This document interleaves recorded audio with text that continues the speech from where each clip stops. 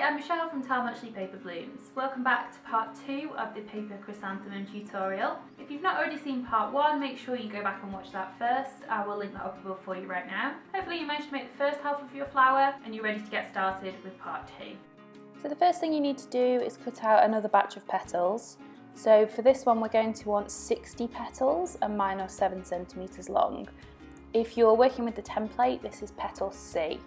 And don't forget you can download that template from the link below this video. And then you can go ahead and curl all 60 of those, and don't forget to curl them in different directions. Some can just be a standard curl, some can be a tight curl, and some can stick out to the side as well, just like we did before. So once they're all curled, you can go ahead and add glue to the petals, and I'd say to do those in batches. Maybe split the whole group into 2 or 3 batches just so your glue doesn't dry in between. And you want to add a line of glue to about 2/3 of the bottom of the petal.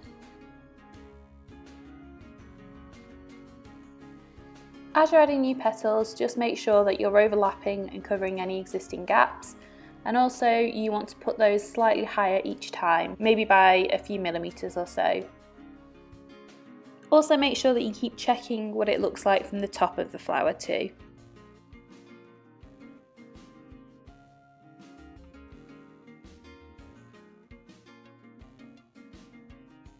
As you're working, you can ruffle the petals out a little bit just to make sure that you're happy with how it's progressing.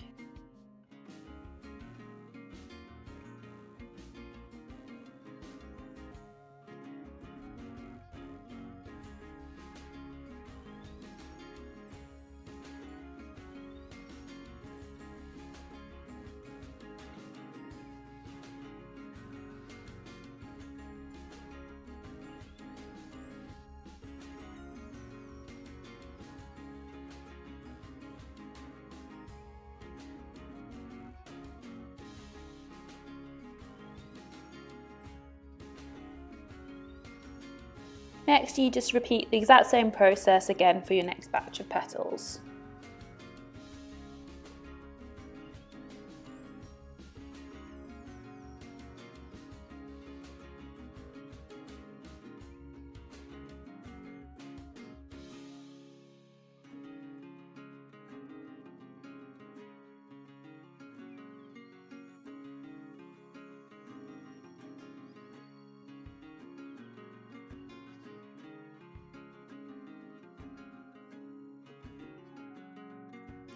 So apologies, but I had a few camera issues at this point, so I am going to switch to a different colour petal just for this next stage. The process is exactly the same, so just imagine these are pink petals.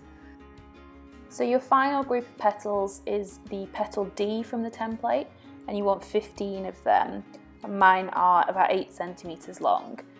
And you want to do exactly the same thing as we did before, so you're going to curl them, but make sure you curl the ends really tightly. And then what you need to do, instead of gluing on the inside of the petal, just flip it over and put that glue on the outside instead. And then when you attach that to the flower, just attach it in exactly the same way, but position it slightly lower.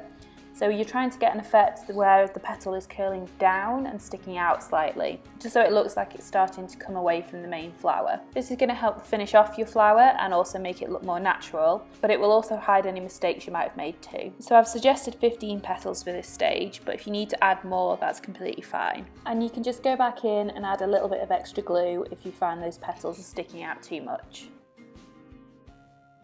You want to just place these petals randomly around the outside of the flower. If you do have any gaps, then you can use them to fill those as well. Try not to make them look symmetrical, just as random as possible.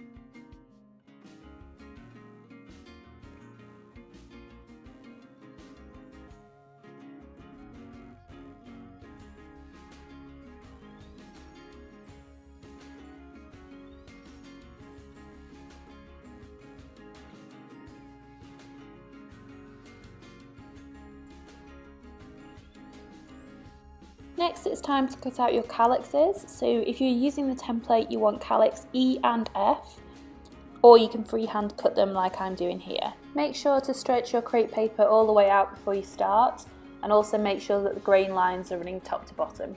I'm cutting through a few layers of paper at a time here just to speed things up, but you can do them individually if you prefer.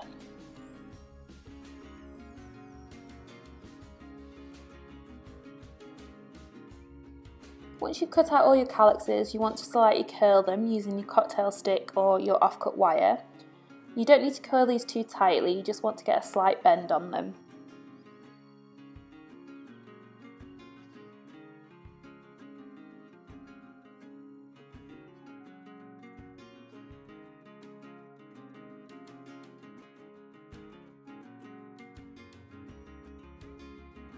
To attach them to the flower, you want to add some glue to about the bottom half of the petal, and you're adding that on the inside so that the calyx will curl away from the flower.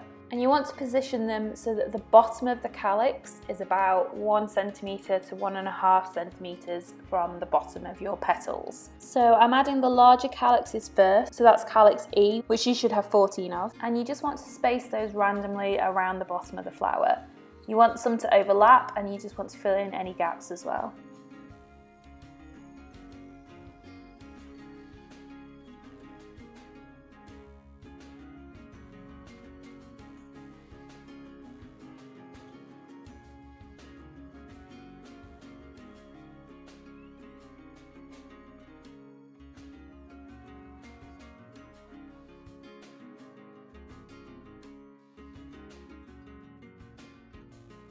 Once you've covered all the way around with the larger calyxes, you can then add the smaller ones, which is Calyx F.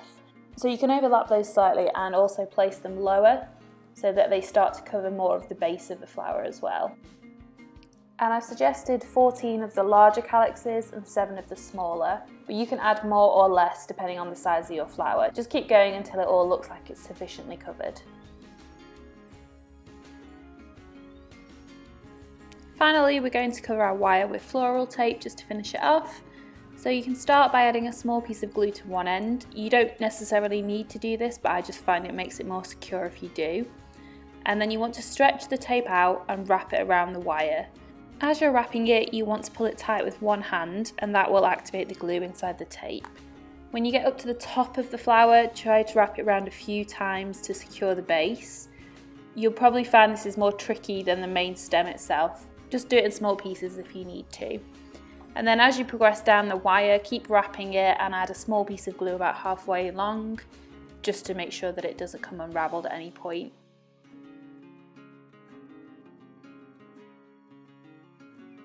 When you get to the very bottom of the wire, make sure you cover the end because you might find that sharp from cutting it with the pliers. And you can just twist that tightly and the end will break off.